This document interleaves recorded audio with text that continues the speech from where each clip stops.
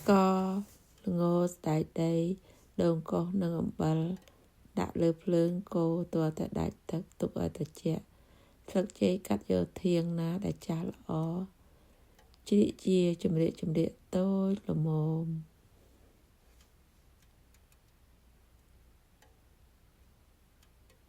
លាងទឹកឲ្យស្អាត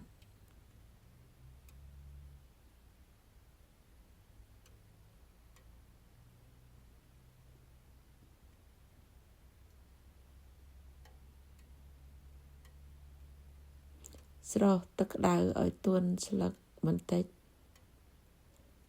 ងាយស្រួលនឹងខ្ចប់នំមិនរហាយស្លឹកចេក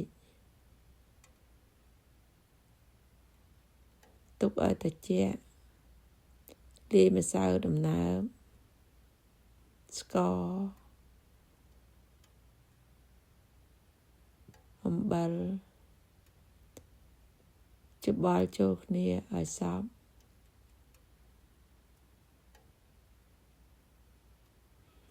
ចាក់ទឹកខ្ទិះដូងដាំពុះម្ដងបន្តិ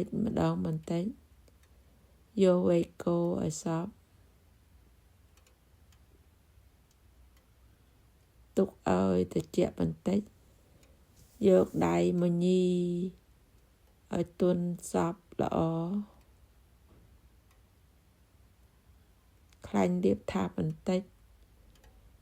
ដើម្បីកុំឲ្យជាប់ម្សៅទន់ប៉ុណ្ណឹងស្លឹកចេកជូតឲ្យស្ងួត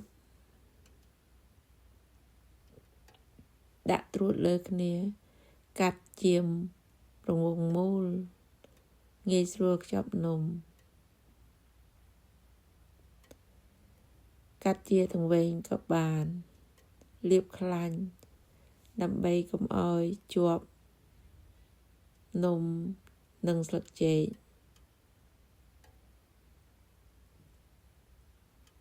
ដាក់2សន្លឹកបត់ទុក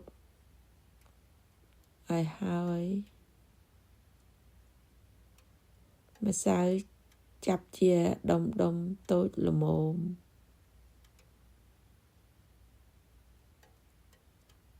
ខ្ចប់ជាមួយស្នូលឲ្យជិតលាបខ្លាញ់បន្តិចដាក់ចូលស្លឹកចេកបត់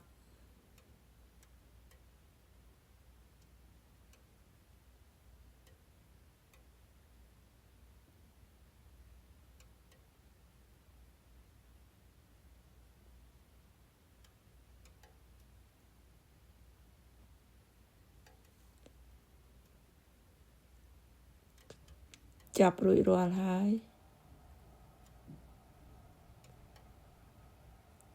ចំហុយ30ទៅ35វិនាទីកុំដាក់ភ្លើងខ្លាំងពេកដាក់ភ្លើងល្មមទើបនំអត់ប្រេះឆ្អិនហើយកាត់ទៅឃើញតែពណ៌ស្អាតឈ្ងុយឆ្ងាញ់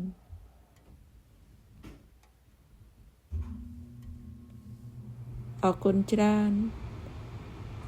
បងប្អូនដែលបានទស្សនាវីដេអូរបស់នាងខ្ញុំ